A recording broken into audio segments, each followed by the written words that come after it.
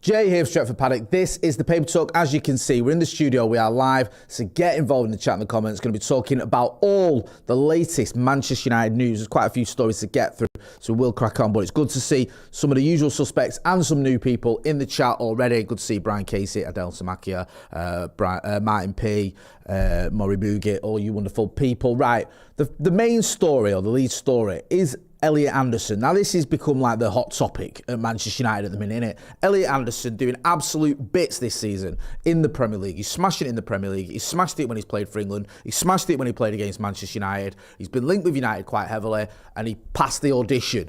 When we looked at Carlos Baleba when he played against United, I didn't think he played very well, and he's also not having the best season. Elliot Anderson, he's having a very good season, and you can imagine him fitting into this midfield. So he kind of ticks all the boxes at the minute. Now, Florian Plettenburg, who's a friend of the channel, he's been on the show a few times, he did a tweet, I think this was last night, where he says, understand Manchester United remain keen on Elliot Anderson and have registered concrete interest. Not just interest, concrete interest. Like a builder, we have registered concrete interest. Forest are informed a fee in the region of 100 to 120 million is still being demanded. So it's a little bit more of the same here. We've had this story before from Florian. We've heard about the interest. It's just, it feels like there is a slight move forward in the sense that, okay, Forest are informed, the interest is there. Does this feel to you like this is moving forward? Does this feel like there could be something in it? Definitely feels like United are looking at Elliot Anderson. It definitely feels like he fits in. And it kind of, to me, feels like this is a doable deal. I just don't think it's going to be doable in January.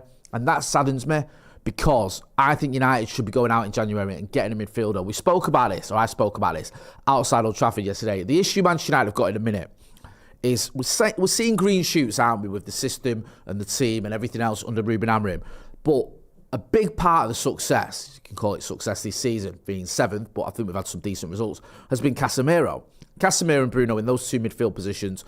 Casemiro's done really well. There's a drop-off when Casemiro leaves the pitch. And he leaves the pitch most games. I know he played the full night against Forest, but it doesn't feel as though you're getting a full 90 minutes out of Casemiro. He's 34 in February. He's not getting any younger. So you're thinking, can United just rely on Casemiro for the rest of the season?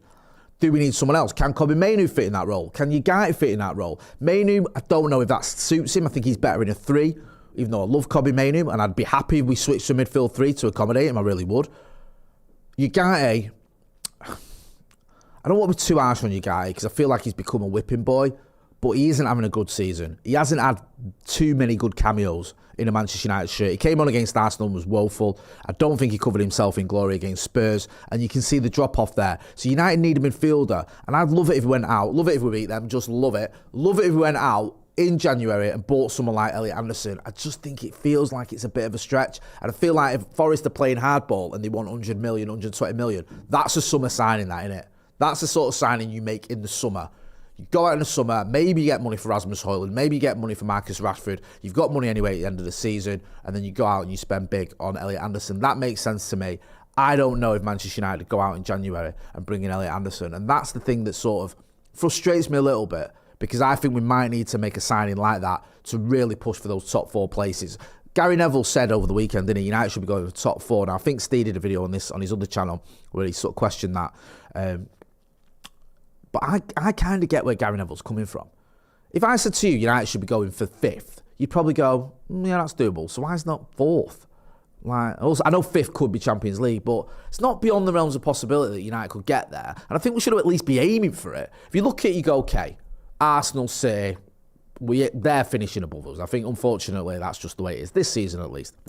Liverpool are all over the gaff. Chelsea doing well now, but they've got that ability to sort of have these little almost mini meltdowns that they have, very up and down, aren't they, Chelsea? Plus they've got Champions League football. That, I think, will start becoming a negative in the Premier League further into the competition. So I think maybe in the turn of the year, you might see that affecting some of the teams that are in the Champions League a little bit more than it is now.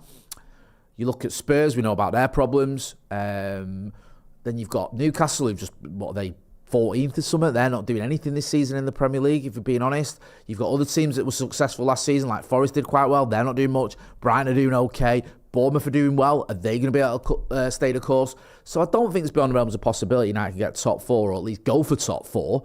However, I just feel that midfield issue needs addressing. Let me know what you think. Adel Samaki is in the chat. He says, we can't wait until summer to reinforce the midfield with proper players. World Cup 26 will end in July. Then the summer is over. We got to do it now. Steve Franklin says, think we get Gallagher in January, probably on loan, and the one of the big three in the summer. I get that. That's not the worst idea or suggestion I've heard. That kind of makes sense. I'm a little bit lukewarm when it comes to Conor Gallagher, but I understand that. Real recognises Real, also says, morning all. Real recognises Real, also says, Real says, morning Jay. Okay, Pete Marshall says you question Ugarte, saying he hasn't shown anything when coming on, but for Mainu, why is he showing even less? You want to change the system to get him in? I'm sorry, that's just not true. I think Kobbie Mainoo did very well when he came on at the Etihad. I think Kobbie Mainoo at the Etihad was better than we've seen from Ugarte this season. I genuinely think that. And also, Kobbie Mainoo, yes, I think there was a mistake against Brentford, which is at the other end of the pitch, but Ugarte's been involved in a lot more mistakes and a lot more goals.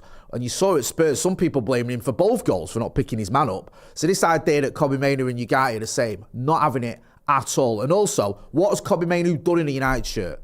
Well, lots. He's been player of the match in his debut. He scored the decisive goal in the FA Cup final. He scored a goal against Liverpool. He scored the winner against Wolves. He's done a lot in a United shirt when you can go, I've seen Kobbie Mainoo smash it for Manchester United. Okay, what's Ugarte done for Manchester United?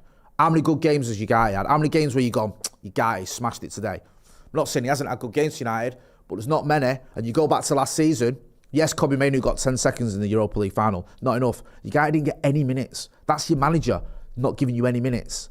Why? Because he's still had a bit of a cob on for that West Ham game. And we're going to get into it as well, because there's an article by Laurie Whitwell where he highlights Ruben Amorim's attitude towards Ugarte. So I don't see Kobbie Mainoo and Ugarte being one and the same when they made appearances for Manchester United. I just don't see it at all. Phil Taylor says, we get down, go back, our own Elliot Anderson, also Progress, Sakakone, plus we've signed Christian Orozco. Some of these might be for the future. Well, they're all for the future, but they might be for the future in like 2 or 3 years. I know there's this thing now, isn't there, where you get a midfielder in 89, oh yeah, throw him in. It's quite rare that. Mainly was an outlier, and even he's not in the team anymore. Most midfielders playing for Manchester United aren't playing for Manchester United until they're in the sort of almost mid-20s. So they'd have to wait and see. Let's talk about Amorim's first year then. So we're not going to get into all this article because Laurie's coming on the channel later on this week. So we'll sit down with him and we'll go through it. But it's a really good article, as always. He's done a bit of a deep dive. It's been a year since Ruben Amorim came in. Some of the highlights there, sharp words for players and hands-on coaching, how the sessions work and what Amorim wants, what players think of coaching, feedback and system, Amorim's football board meeting with Sir Alex Ferguson, Jason Wilcox discussions about formation, wider staff impressed by Amorim's candour and passion. It's a really good article. I implore you to go and read it if you can. The big thing there was about this system and this tactics and the formation. And Amorim's obviously working with this sort of almost rigid 3-2-4-1. No, 3-2. Hang on, I can do this. 3-2-4-2-1, innit? No. 3. Right, hang on a minute. 3-4-2-1. That's it. What am I doing? Do you know what I was doing then? I was putting like Bruno and Casemiro as the 2, and it's not. It's part of 4, innit? Yeah, so he's sticking to his 3-4-2-1 formation quite rigidly. But on that article, it says like how him and Wilcox have had discussions about 4-3-3. Wilcox favours discussions about 4-3-3. Go and read it, and we'll get into it later on in the week, but it's a decent article. Sesko injury news. Fabrizio Romano, he's the man of the hour, innit? Manchester United expected to clarify extent of Benjamin Sesko's knee injury soon, but not seen as serious, too long problem. Key news ahead of January window for Man United, waiting for club statement. I think he'll be fine. He's not gone with Slovenia, has he? I think he's staying at Carrington. Obviously had an issue against Spurs. It makes sense that he's not playing for his country. This is an interesting one. Amadou Onana, I think this is his sister, has done an interview about why he didn't go to Manchester United. United apparently in for him when Eric Ten Hag was manager. This article, right, this sort of got me interested because it's quite negative, this article about United. Lays into even like De Ligt at one point. I was a bit like, rah. This is obviously, it hasn't been written with a lot of love for Manchester United. It does highlight some reasonable issues about the fact we're conceding goals and all that, and I get that. And it doesn't blame Son Lemons for that, or Senna Lemons, I should say. But there you go. Scroll down a bit. Go back to that. Go back. No, there, stop. There you go. This is what I was saying about Ugarte, sort of partly at fault for both of Spurs' goals. It's not just Ugarte, though. I was sticking up for him yesterday because I think it's a bit too easy to just go, it's all Ugarte's fault. It ain't. Yeah, so he says here, and while De Ligt may have salvaged the point thanks to his 96-minute equaliser, he too had some forgettable moments. Chief among those was looking too passive in allowing Tell to turn and shoot yards from Lemans' goal for the leveller. They're not alone though, and he just lays into loads of people, including Casemiro, I thought actually did quite well, or has been doing quite well. So yeah, quite negative, and the short and long of it is, we wanted Amadou Onana, but his sister, who's also his agent, I think, preferred Villa because they laid out what they were going to do with him and how he was going to fit into the system, and he's been happy there, whatever.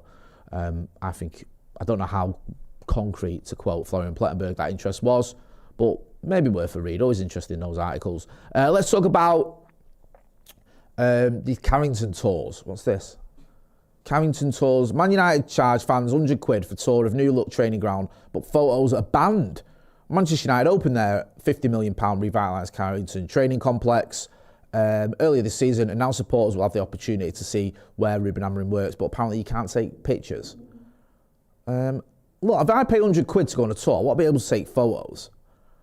That's kind of insane, isn't it?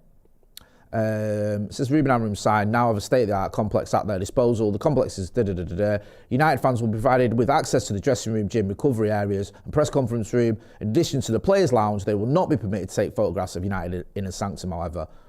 What's the point? Photos, or it didn't happen. Man like Billy the Goat when he was chatting yesterday about his first trip to Old Trafford where he weren't allowed to take photos.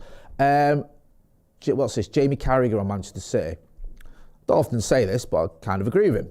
Jamie Carragher reveals why Man City will never be as big as arch rivals Man United. He's making the point there about United's history, United's stature, the amount of, the fan base, the size of the club. Yes, you can win loads of trophies, but does that make you bigger than Manchester United? I don't think so. I agree with him. I don't think that just because City have obviously had this unprecedented in their history success over the last 10 years, they're going to be as big as Manchester United. They can have a better team than Manchester United, which they have done consistently since 2013, unfortunately. But I get where he's coming from. You may disagree, but if you disagree with him, what are you doing even watching this channel? Get involved in the chat and let us know what you think. Mick Holland says, us and Carragher agreeing. Hell has frozen over, sorry, Jay. Santa Note says, Carragher's just stating the obvious, to be honest with you. Yeah, it is kind of obvious that they will never be as big, but sometimes it needs saying. Adel Samakia says, facts, Manchester is red. Make sure, if you're not doing so already, you are hitting like, share and subscribe. Go and check out the merch as well. I'll put a little link in the chat. Going to be back later on today. We've got loads of content coming up today. I think we've got a video with me and Joe coming up. Oh no, it's a video with Steve and Joe coming up today. So you've got that, I think, later on today, and we've got another video tomorrow with me and Joe. We've also got Macca on the overlap. So there's loads going on. So if you're not doing so already, make sure you are hitting like, share and subscribe. I'm Jay Martin. This has been The Paper Talk. Thanks for watching.